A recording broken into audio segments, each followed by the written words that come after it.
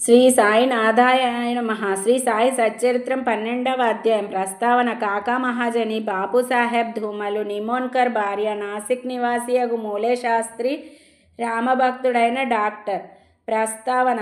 శిష్యులను రక్షించుటకు, దుష్టులను శిక్షించుటకు భగవంతుడు అవతరించినను సంగతి పూర్వపు అధ్యాయములలో తెలిసికొన్నాము. కానీ సద్గురుమూర్తుల కర్తవ్యం దానికి భిన్నమైనది. వారికి మంచివాడును చెడ్డవాడును ఒకటే. వారు దుర్మార్గులను కనికరించి వారిని సన్మార్గమున ప్రవర్తించినట్లు చేసెదరు. భవసాగరమున హరించుటకు వారు అంగస్థుల వంటి వారు.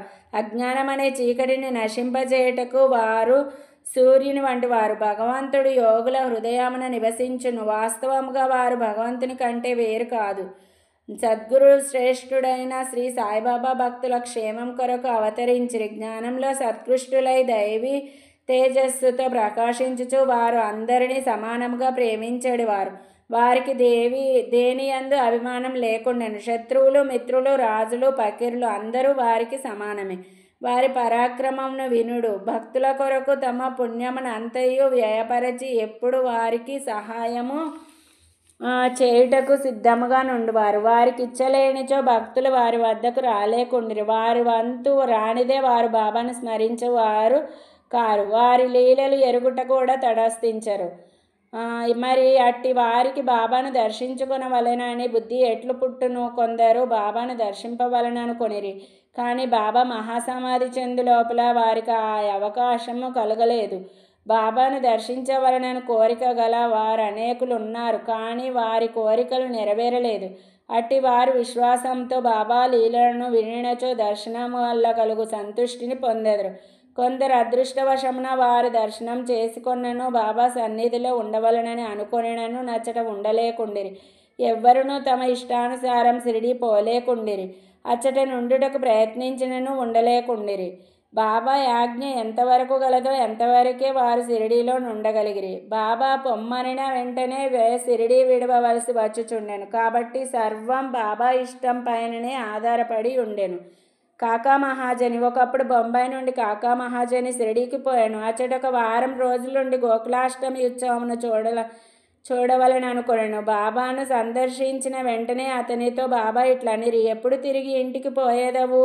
ఈ ప్రశ్న విని మహాజని ఆశ్చర్యపడెను. కానీ ఏదో జవాబునివ్వవలేను కదా. బాబా ఆజ్ఞ ఎప్పుడైనా నప్పుడే పోయేదనని కాకా జవాబిచ్చెను.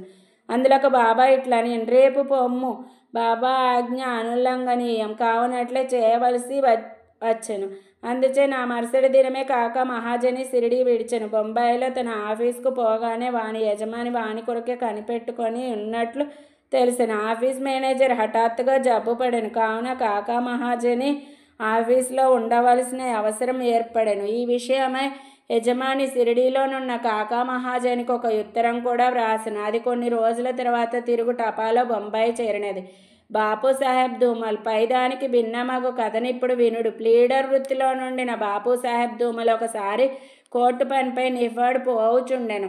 దారిలో దిగి షిరిడీకి పోయాను. బాబా దర్శనం చేసుకుని వెంటనే నిఫాడ్ సెలవు కోరాను. కానీ బాబా అనుజ్ఞ ఇవ్వలేదు. షిరిడీలోనే ఇంకొక వారం ఉండునట్లు చేసిన. ఆ తర్వాత అతడు బాబా వద్ద సెలవు పొంది నిఫాడ్ చేరగా అక్కడి మెజిస్ట్రేట్కు కడుపు నొప్పి వచ్చి కేసు వాయిదా పడెనని తెలిసెను. తర్వాత ఆ కేసు విచారణ కొన్ని నెలల వరకు సాగెను. 4 మెజిస్ట్రేట్లు దానిని విచారించిరి. తుట్టతుదకు ధూమల్ దానిని గెలిచెను.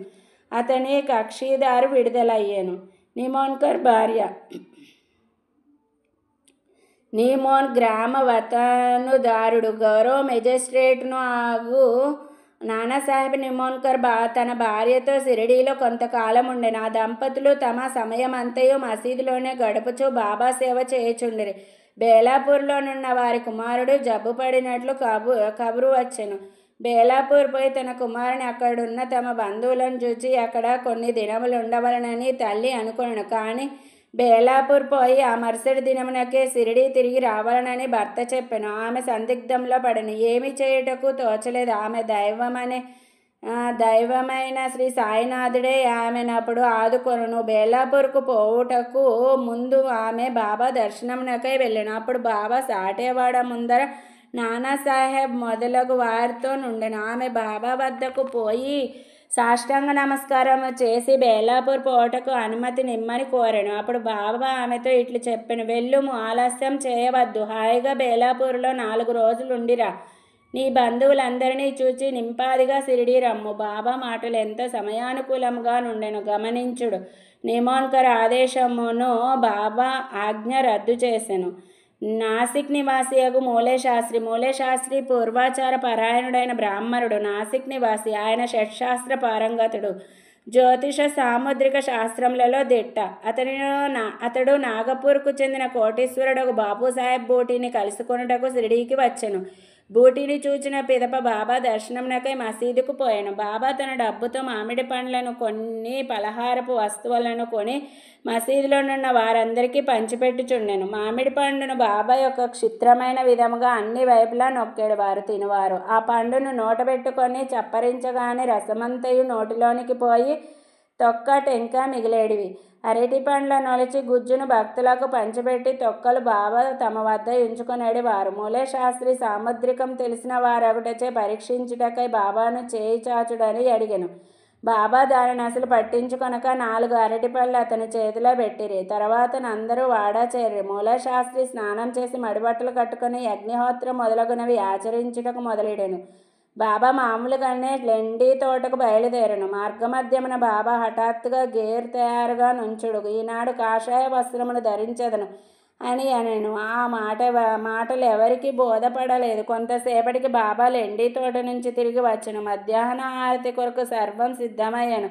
మధ్యాహ్న ఆరతికి తనతో వచ్చెదరా అని మూలేశాస్త్రిని బూటీ అడిగాను. సాయంకాలం బాబా దర్శనం చేసుకునేదనని శాస్త్రి బదులు చెప్పాను. అంతలో బాబా తన యాసనంపై కూర్చుండెను. భక్తులు వారికి నమస్కరించిరి. హారతి ప్రారంభమయ్యాను. బాబా నాసిక్ బ్రాహ్మణుని వద్ద నుంచి దక్షిణ తెమ్మనను. బూటీ స్వయంగా దక్షిణ తెచ్చుటకై పోయాను. బాబా యాజ్ఞ అతనికి చెప్పగానే అతడు ఆశ్చర్యపడెను. తనలో తానిట్లు అనుకొనెను, నేను అగ్నిహోత్రిని. బాబా గొప్ప మహాత్ముడే కావచ్చును, కానీ నేను ఆయన ఆశ్రితుడను కానే. వారికి నేను ఎందులకు దక్షిణనీయవలను? సాయిబాబా అంతటి మహాత్ముడు. బూటీ వంటి సంపన్నుని ద్వారా దక్షిణ అడుగుటచే అతడు కాదనలేకపోయాను. తన అనుష్ఠానమును మధ్యలోనే ఆపి బూటీతో మసీదుకు బయలుదేరను. మడితోనున్న తాను మసీదులో అడిగిడిన మైలబడిపోవుదునని భావించి మసీదు బయట దూరంగా నిలబడి బాబాపై పువ్వులను విసిరెను. హఠాత్తుగా బాబా స్థానంలో గతించిన తమ గురువగు గోలవ స్వామి కూర్చొని ఉండెను. అతడు ఆశ్చర్యపోయాను. అది కళ నిజమా అని సందేహపడెను. తనను తాను గిల్లుకొని మళ్ళీ చూచెను. తాను పూర్తి జాగ్రత్తావస్థలోనే ఉన్నాడు. భ్రాంతి ఒకటకు వీలులేదు. అయినచో ఏనాడో గతించిన తన గురువు అచ్చటకెట్లు వచ్చెను? అతనికి నోట మాట రాకుండాను. తుదకు సందిగ్ధములన్నీ విడిచిపెట్టి మసీదులో ప్రవేశించి తన గురువు పాదములపై పడి లేచి చేతులు జోడించి నిలువబడెను. తక్కిన వారందరూ బాబా హారతి పాడుచుండగా మూలేశాస్త్రి తన గురునామము నుచ్చరించుచుండెను. తాను అగ్రకులమునకు చెందినవాడను పవిత్రుడను అను అభిజాత్యమును వదిలిపెట్టి తన గురుని పాదములపై పడి సాష్టాంగ నమస్కారం ఓనర్చి కండ్లు మూసుకొనెను. లేచి కండ్లు తెరిచి చూచేసరికి వారిని దక్షిణ అడుగుచూ సాయిబాబా కనిపించెను. బాబా వారి ఆనంద రూపమును ఊహ కందని వారి శక్తిని చూచి మూలేశాస్త్రి మైమరచెను. మిక్కిలి సంతుష్టి చెందెను. అతని నేత్రములు సంతోష బాష్పములచే నిండెను. మనస్ఫూర్తిగా బాబాకు తిరిగి నమస్కరించి దక్షిణ నొసంగెను. తన సందేహం తీరినదనియూ తనకు గురుదర్శనం అయినదనియూ చెప్పెను. బాబా యొక్క ఆశ్చర్యమైన లీలను గాంచిన వారందరూ ఆశ్చర్య పొందిరి. గేర్తెండు కాషాయ వస్త్రములు ధరించదనని అంతకుముందు బాబా పలికిన మాటలకు అర్థంను అప్పుడు వారు గ్రహించిరి. సాయి యొక్క లీలలు ఆశ్చర్యకరములు. రామభక్తుడైన డాక్టర్ ఒకనాడొక మమల్తాదారు తన స్నేహితుడకు డాక్టర్తో కలిసి షిరిడి వచ్చెను. షిరిడి బయలుదేరుటకు ముందు తన మిత్రునితో ఆ డాక్టర్ తన ఆరాధ్య దైవం శ్రీరాముడనియు తాను షిరిడీకి పోయి ఒక మహమ్మదీయునికి మనస్కరించుట లేదనియో చెప్పాను. అక్కడ షిరిడీలో బాబాకు నమస్కరించమని ఎవ్వరు బలవంత పెట్టరనియో కలిసి సరదాగా గడుపుటకు తనతో రావాలననియో మమల్తాదారు కోరెను. దానికి ఆ డాక్టర్ సమ్మతించెను. షిరిడీ చేరి బాబాను చూచుటకు వారు మసీదుకు పోయిరి. అందరికంటే ముందు డాక్టర్ బాబాకు నమస్కరించుట చూచి అందరూ ఆశ్చర్యపడిరి. తన మనోనిశ్చయమును మార్చుకొని ఒక మహమ్మదీయునికి ఎట్లు నమస్కరించితివని అందరూ అడిగిరి. తన ఇష్టదైవమగు శ్రీరాముడు ఆ గద్దెపైన తనకు గాన్పించుటచే వారి పాదములపై పడి సాష్టాంగ నమస్కారం అనర్చితనని డాక్టర్ బదిలీడెను. అతడు అట్లని తిరిగి చూడగా అక్కడ సాయిబాబానే కనిపించెను. ఏమీ తోచక అతడు ఇది స్వప్నమా ఏమి, వారు మహమ్మదీయుడగుట ఎట్లు, వారు గొప్ప యోగ సంపన్నులైన అవతార పురుషులు అని నుడివెను. ఆ మరుసటి దినమే డాక్టర్ ఏదో దీక్ష వహించి ఉపవాసం ఉండెను. బాబా తనను అనుగ్రహించే వరకు మసీదుకు పోనని నిశ్చయంతో మసీదుకు వెళ్ళటం మానెను. ఇట్లు 3 రోజులు గడిచెను. 4వ దినమున తన ప్రియ స్నేహితుడు ఒకడు కాందేశ్ నుండి రాగా వానితో కలిసి మసీదులో బాబా దర్శనంకై తప్పక మసీదుకు పోవలసి వచ్చెను. బాబాకు నమస్కరించగానే బాబా అతనితో, ఎవరైనా వచ్చి నిన్నిక్కడకు రమ్మని పిలిచితిరా ఏమి, ఇట్లు వచ్చి తిని అని ప్రశ్నించెను. ఆ ప్రశ్న డాక్టర్ మనస్సును కదిలించెను. ఆనాటి రాత్రియే నిద్రలో అతనికి గొప్ప ఆధ్యాత్మిక అనుభూతి కలిగి అనిర్వచనీయమైన ఆనందాన్ని అనుభవించెను. ఆ తర్వాత అతడు తన ఊరికి పోయినను. ఆ ఆనందానుభూతి 15 దినముల వరకు అటులనే ఉండెను.